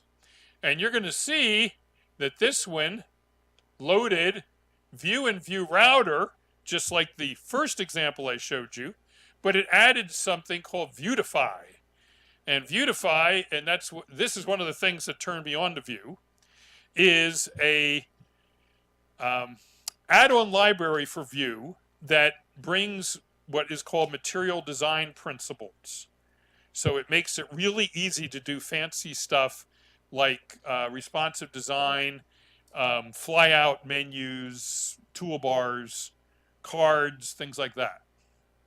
So real easy to use. And that actually just got up to version 1.0. Right now it's listed at 0.17. Okay, gotcha. So down here you'll see that we've already added an external resource, and that is a CSS file. So if you're going to play with Code Sandbox and you want to add something like fonts or CSS files, the way you do it is you go down here, you type the name of what you want, and you click Add Resource. Spelling counts, so don't do 3 T's. But that's how you get this file in there, and that's required to make my fancy material design stuff work. All right, so that's dependencies. So next step, index HTML. Somewhere behind the scenes, they're loading Vue and Vue Router and Vuetify. I'm also adding a link in here. And the link, I think, could be added as an external resource, but, you know, they happen to put it in here. And this is fancy icons. What do you mean fancy icons? Well, that's these little things on the left here. So that doesn't really look like a stadium. Technically, that's a bank. But I picked out little things to show. And just for fun, the programming example that I copied this from does stuff like this. It has expanding menus and stuff. It does all sorts of fancy things inside that menu. Okay, back to the code. All right, and you got your starting point, which is ID of app. So the next step is to look at index.js. Well, what does index.js do? Notice it has to import Vue and its workers, which are Vuetify, and it also is going to use Vuetify. So in the world of Angular, you have to do all this stuff with imports and declarations. Vue, everything is simple. You just say vue.use and the names of the things you want to use. You also notice that Vue has configuration items that you can change for it too.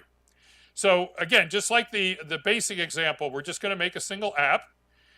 And that app is going to look like this. Now, I'm going to come back later and explain this because this one goes on, and I have to explain some of how that works. But let's start with the pages themselves. So we're going to go back over here, and we'll start at the top. And the home page is pretty simple. It has a picture, and it has fly equals fly. That's it. How did I make that work? Well, we got to study the router. The router is going to create some routes. So I have 4 of them. I have the route, which is the team component. I have schedule, stadium, and roster. Very repetitive. And yes, you can do child routes, so you can nest them and stuff like that.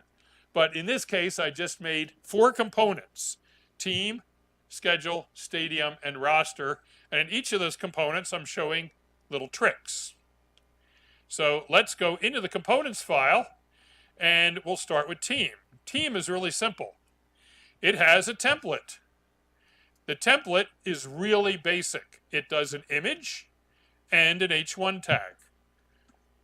Then it has a script. And the script is going to export default. It gives it a unique name, and then it has a place to put your data. The data is going to have 2 things: the message, which is, you can see on the screen, fly equals fly, and it also has the image source, which happens to be a picture that I borrowed from ESPN. Okay, so how do you use the message? Well, I showed you earlier, the message just goes inside the mustaches. That's simple. That's just a string. But how do I work with something like image source, which is actually going to be an attribute inside an element? Well, that is done with the syntax vbind. So v-bind can bind to any attribute on any element in any HTML. And this technique is used so much that it is completely optional. So if I delete vbind, it still works. So the syntax, and this is where it starts to get very similar to Angular, it just says :src. So now think about this. What would HTML5 do if I remove the colon? You, sir. Yes, which isn't that's not a valid picture. You have to have the colon to make Vue actually process when it goes through and checks the DOM. If it sees the :src, it says, ooh, the programmer wanted me to evaluate what the source should be. So that's how it thinks. Okay. So, anyways, we'll leave the v-bind there. Now, next thing. That page was really simple. And yes, I did a little style down here.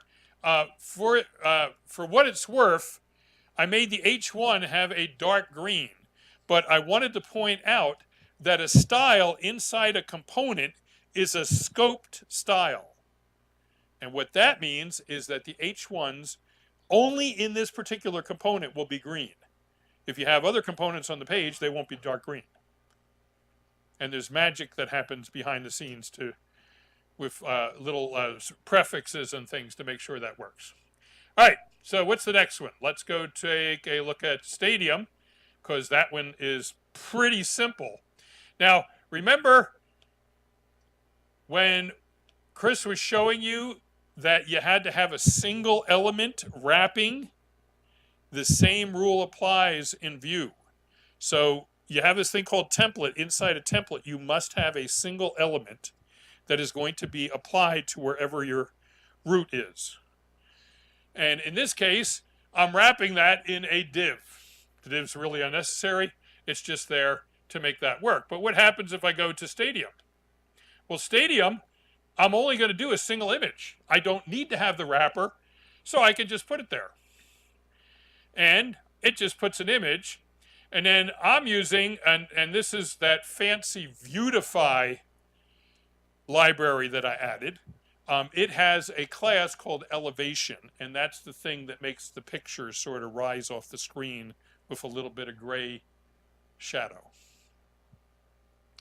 Pretty straightforward. Now let's take a look at schedule. Schedule, hold on. I forgot to show you one thing here.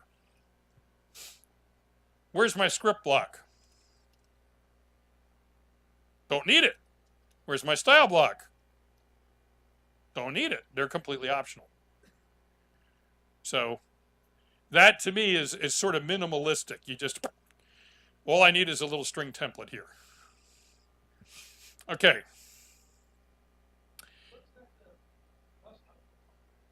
The what?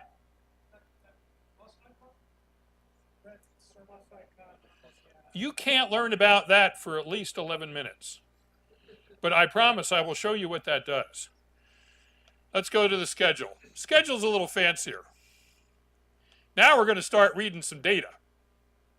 And I'll make sure you see only the code for the time being. So let's see what I got here. So this time I'm returning some data, so I make a data property inside my component. I'm returning an array called games. And I have a list of all the games that the Eagles played in order. Pretty straightforward. That's all that's in data. Okay? Then I do this really complicated syntax. Could you do this at home? I know you could handle this. It's V-4. Really simple. And you'll find almost all the fancy stuff in Vue begins with a V. Okay? So you just say gaming games. You don't need the word let like Angular adds for some reason. You just say gaming games.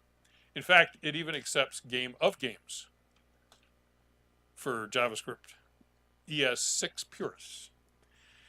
Okay, now what it's going to do is going to make an LI for each game. And in that LI, it's going to make 4 divs. It's going to show the date, the opponent, the result, and the score. Very simple. They come from the data array at the bottom. Date, opponent, result, score. This is straightforward. Now, in real world, you would be reading this games from some REST call, probably, or you use GraphQL or something like that, and you would return a JSON structure from some backend server. In the world of Vue, the ability to call a backend server is not built in, like it is in Angular. So you use usually a third-party library. Axios is the one that's really popular. So, and that'll give you just an HTTP AJAX type call. You go out and get the data. And if you were going to get really into Vue or React, You'll hear things called flux or redux, where they're actually storing state, so that a state can have data that's shared across multiple components. And the exact same thing exists in Vue. It's called Vuex. So that is going to be your in the first demonstration where Anthony made a data service, a hero service, and he had to add it to the providers section so that it could be used by other components. The way you do that in Vue is you use this thing called Vuex, and then it goes and gets the data and caches it. But this is a simple example, so we just throw the data in here for demo purposes. Okay, so we're looping through the data, and we get a little fancy. We do a : class. Now, I could have done a v-bind : class, but why type extra if I don't want to? And one of the things that Vue is really good at is working with classes and styles. And you'll find a lot of designers really like it because it has the speed and simplicity of like jQuery UI without all of the extra programming ceremony that React and Angular bring to the table. So what you do here for a class can return a string, which will be one class name. A class can return an array, and that array will be multiple class names that all get added together. Okay, well, you can also use expressions. So what I'm doing here is I'm saying if you have a loss, or excuse me, if you want the class loss, only add that if the game result equals L. And then going a little further to the right, if game result is, if the game result doesn't exist, which would only happen on a bye week, then I'm going to apply the class by. And where do those live? They live down here in the bottom, and all they're doing is changing the foreground color. Very straightforward. So the result of all this is you get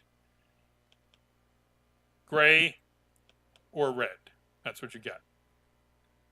Okay?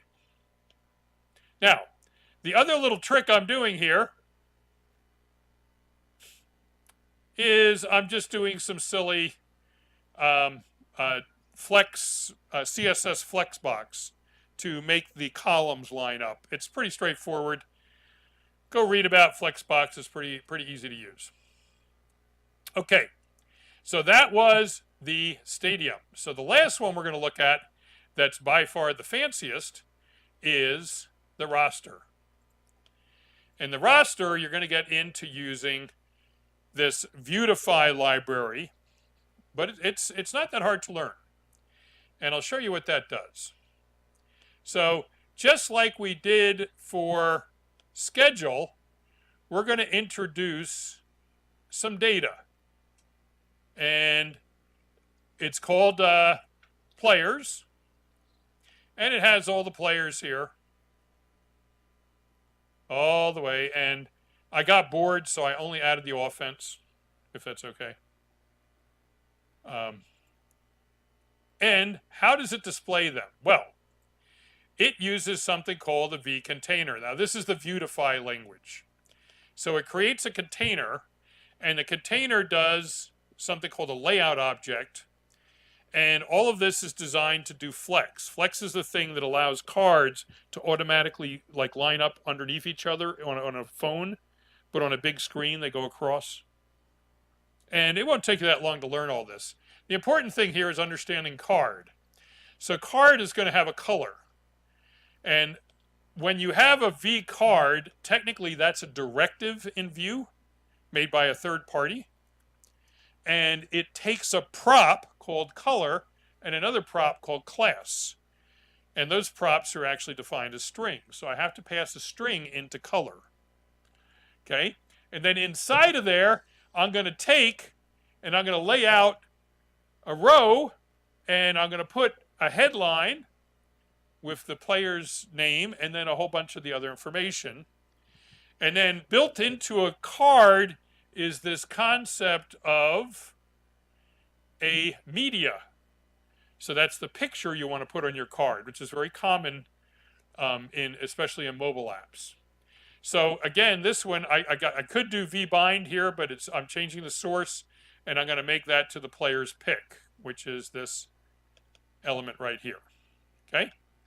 Now, let's take a look at this. So when I call card color, I'm passing the current player because I'm iterating over all the players using the v-for. And when you iterate, typically you want to provide a key that is unique. And I know that every player has a unique jersey number. Okay? So when I pass the player to card color, what happens? Well, what you're going to find is that inside a component's JavaScript, you can have not only data, but you can also have methods. You can have something called computed and something called watch. So there's a bunch of things you can have inside there. In this case, I'm making a method called card color that can be called only within my component. And when I pass it to player, I'm going to interrogate the player's position. And I'm going to say, if they're a quarterback, make them one color. If they're a running back, make them another color. You could do this yourself. It's pretty easy stuff. Now, I'm going to do something live. This is scary. Because Rob insisted that I show you how to do this. And if Rob insists, I believe me, you want to follow along. Now, something sad happened a week ago to the Eagles. Anybody know what happened? Somebody named Carson ended up on the IR. There's another guy named Darren Sproles. What happened to him? I think I passed him already. Come on, where are you, Darryl? Come on, read quickly. We're going to run out of time. Gotcha. And for the bonus round, what other really important offensive player is on injured reserve? Yeah, and he would have been in the Pro Bowl. Is that correct?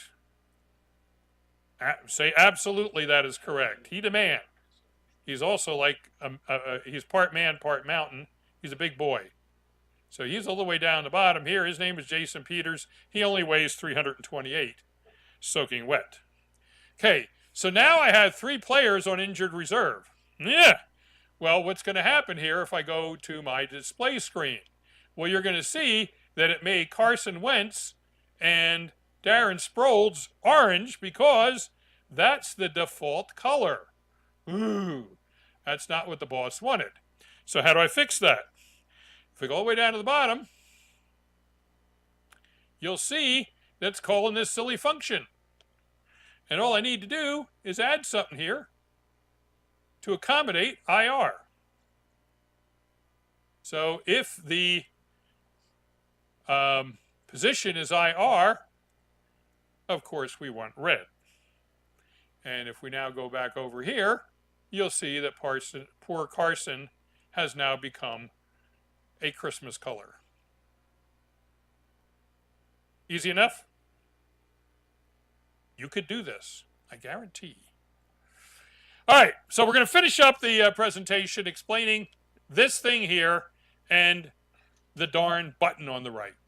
So to do this, we got to move all the way back up to app.view. And app.view has a lot of stuff in it. So let's go over this. It has something called the navigation drawer. That is the folding or the sliding menu that is oh so popular in the world of Google and all over the web. So it's actually pretty easy to do. I wouldn't have time to explain all these things. I will point out that there's a thing called a subheader. There's a thing called a title. And there's some data below that it's an array that actually shows you all these things. Now, this is important. If we get to the right spot here, you will see this area here. It says, if you have an item route, see the v-if, that's a conditional. If I have an item route, then I want to make this thing clickable, and I want to have a to attribute. To is the page you want to go to.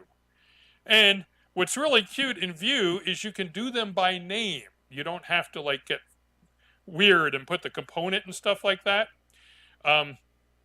So when I defined the route, you saw that everyone had a name. Team, schedule. Makes it much more readable. Okay, so if we go back over here, and I lost my place, you would see that it does this. Now, if I don't have an atom route, this is cute. When you have a v-if, you can also do a v-else. So if I don't have a route, then I just want to show the text. What does Bill mean by that? You go all the way down the bottom here. You will see that the items is a simple array, and it has in it an icon name that comes from the material icons. It has the text that you want to display and a route. But the route only exists for the first 4. All the rest don't have routes. So when they display, they show up as just plain text, and they are not clickable. Only the ones with routes are clickable. Okay? But wait, there's more. Down below, there's a section called the toolbar. The toolbar is pretty simple. It's going to be a dark toolbar, it's clip left, and it's fixed. What does that mean? Well, I don't want a broken toolbar, I want a fixed one. And what that does is when I watch what happens when I scroll. Watch the toolbar. Aha, it's fixed to the top of the screen. That's pretty handy. Okay, so what I'm going to do inside the toolbar is I'm going to put, well, I got to put a couple buttons and things, not important. I put like the Eagles logo, and excuse my my fast movement here. So I put a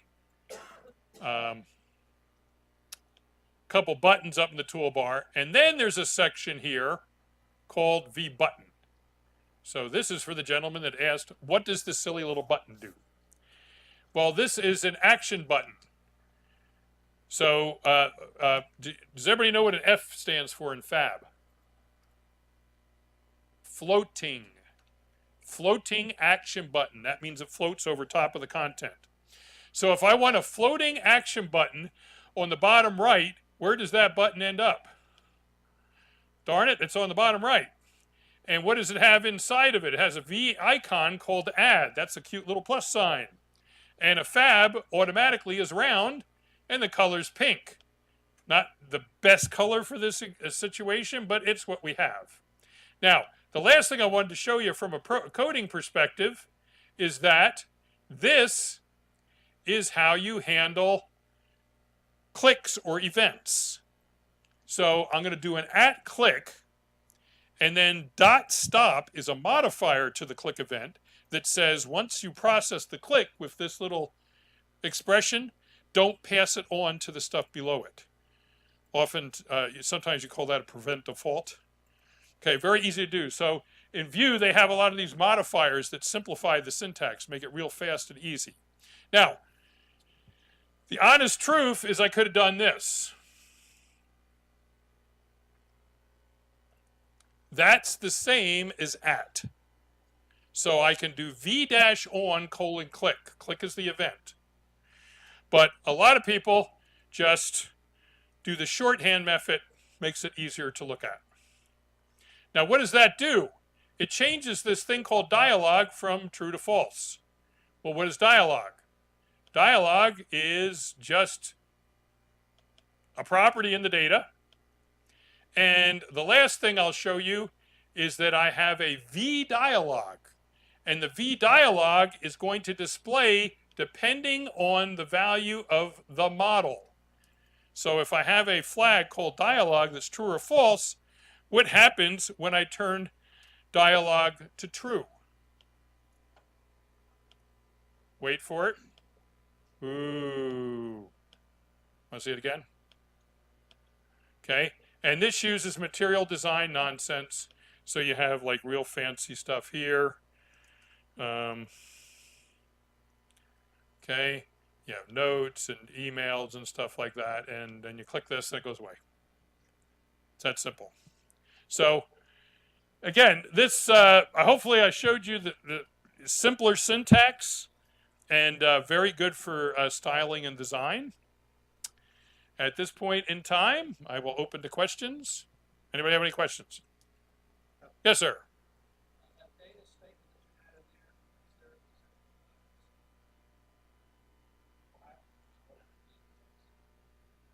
Well, no, you can import from a file. There's many ways to do that, yes.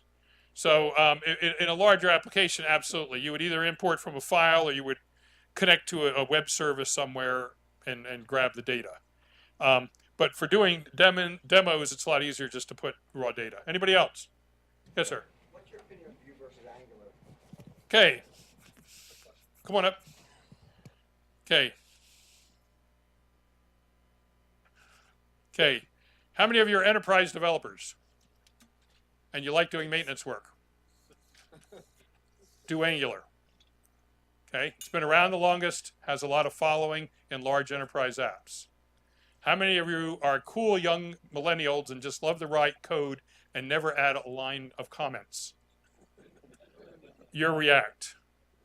Okay. How many of you actually have a background in artistic design and want to get stuff done as quickly as possible? Which one are you going to use? Vue. Okay. Also, if you want to put, in terms of speed, Angular is getting much better. They're really working on their tree shaking and stuff like that. So what's produced in a production Angular app is close to the speed of React, but not quite there yet. React and Vue are very close in speed, and you're going to see the two of them battling as time goes on. There's a lot more tooling and libraries available for React, but you're going to see, because of all the interest in Vue recently, you're going to see a lot of that stuff catch up.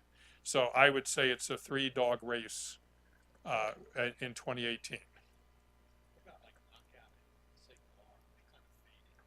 Yes, if you want a early retirement, choose Knockout.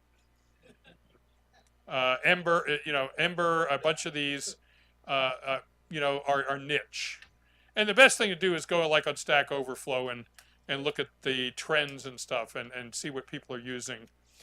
There's a bunch of articles out at the end of the year, and I just read one in InfoWorld that talked about like the state of JavaScript marketplace, and it goes exactly into this and says these are the frameworks you should learn this year.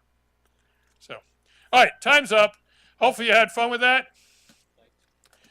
Now, I want a hearty round of applause for Rich Ross. As a user group, we are always setting trends, but we are trying to record a lot of our sessions now and broadcast them live. And we had about a dozen people live watching this while we were talking. A lot of work goes into setting up this equipment so we can have a reasonable quality recording. And the speakers have to actually think about what they're saying because this might be watched by hundreds of people over a series of months. Okay. Now, what he's doing is being archived, and right now we have a YouTube channel called Philly.net. Well, Philly.net is the user group, or is the username on that. We don't have a vanity URL yet for that channel. You need to get to 100 subscribers before we can do that. So that's one of the reasons. Yes, exactly. Yeah. So while this is probably one of the more recently packed groups we've had here, so a little less online, but like Bill mentioned, when we get done with the session here, I'm going to do a little bit of titles and those kind of things and split the three presenters out, but we'll have one video that's put up there. So please, if you could, to help us out and kind of get us to that next step, if you could go out there and do a subscribe for us, that'd be great. And that includes every employee at NTech, our favorite sponsor of the night.